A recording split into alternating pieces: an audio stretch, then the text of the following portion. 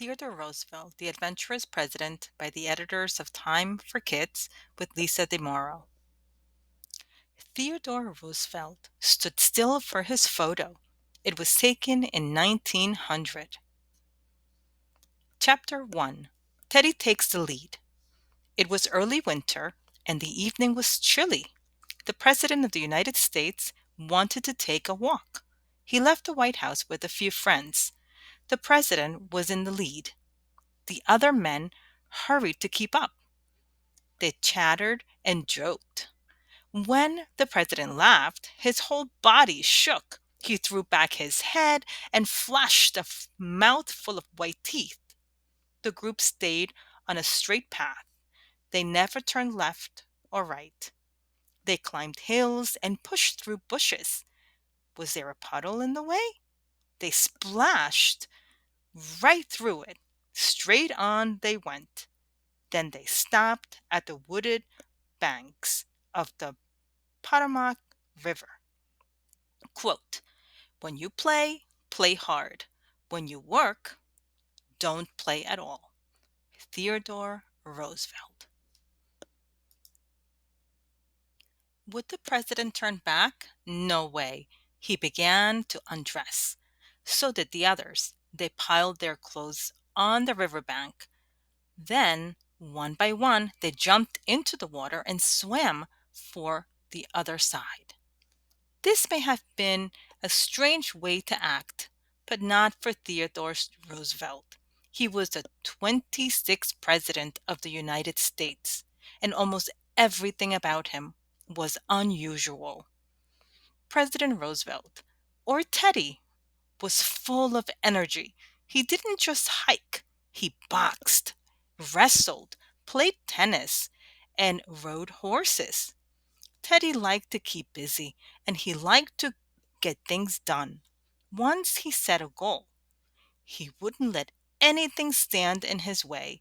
That's why he liked his point-to-point walks.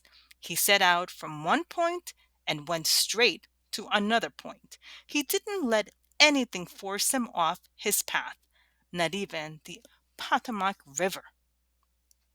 Good timing. Teddy became president in 1901. He was the perfect man for the job. A new kind of president for a new century. He wanted to push the country in a different direction. Times were changing. The U.S. continued to grow. Settlers kept moving farther west. The country's leaders worried about the problems inside the U.S. The nation stayed out of world events. Teddy wanted the U.S. to be a world leader.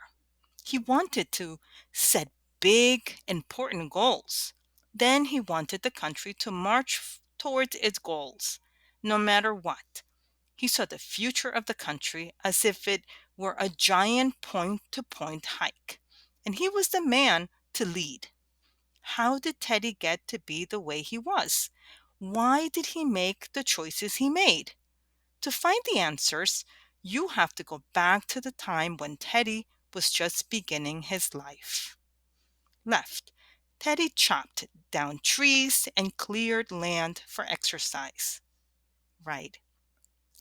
Heading west. As the U.S. grew, many people loaded up wagons and headed west. In 1800, there were 16 states. By 1900, there were 45. Chapter 2. Teddy's Busy Boyhood. Left, Teddy's father, Theodore. Right, Teddy's mother, Martha. Top, when he was 4 years old, Teddy posed for his photo. Check out his clothes. Left, Teddy's busy boyhood. When Teddy was a little boy, his nickname was Teddy.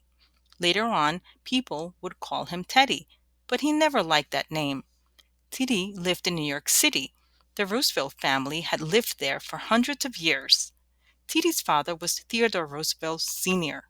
He had strong ideas about how people should act. He believed that everyone should work hard. He also believed he had a duty to help others, including those less fortunate.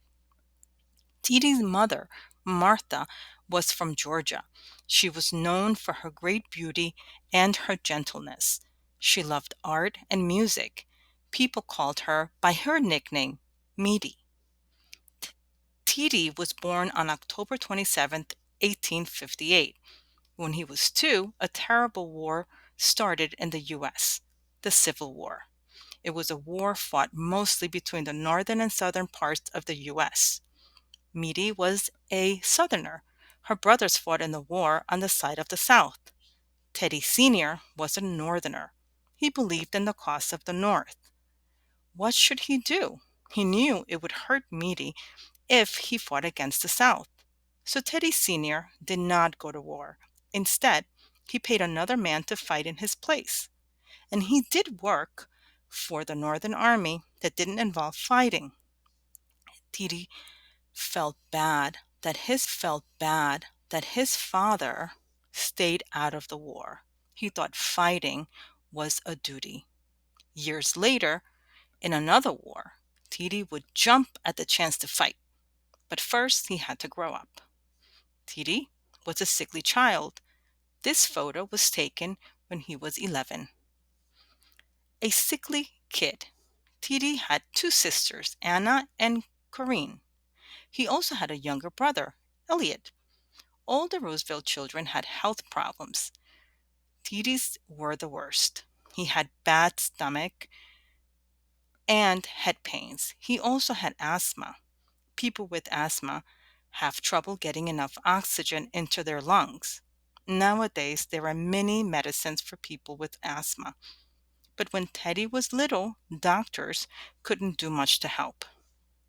Nights were especially hard for the young boy when Teddy couldn't breathe. Teddy Sr.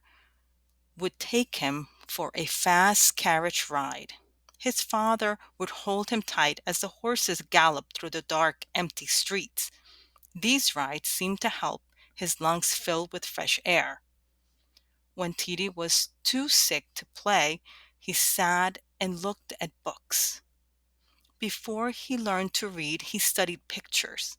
He loved looking at animals best. When he wasn't sick, Teddy was full of energy. It was hard for him to sit still. During trips to the country, he spent all day outdoors. He rode horses, swam, and climbed trees. He was always moving. Left.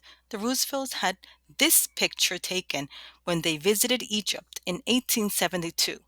Teddy is the second child from the right. Sidebar: Teddy's Home Museum. Teddy set up a natural history museum at home. Wherever he went, he collected small animals such as frogs and turtles. He even learned how to use chemicals to preserve them. The chemicals smelled terrible. So did the dead animals. On family vacations, Teddy's brother Elliot begged to have a separate bathroom. He didn't want to share a sink or bathtub with Teddy's creatures. Animals everywhere. Even in the city, Teddy spent most of his time outside. Often he searched for unusual bugs and animals. He was very interested in studying them. The house was filled with his creatures. He kept snakes in the water pitchers. He kept a snapping turtle in the washroom. Once he tipped his hat to a family friend on a streetcar.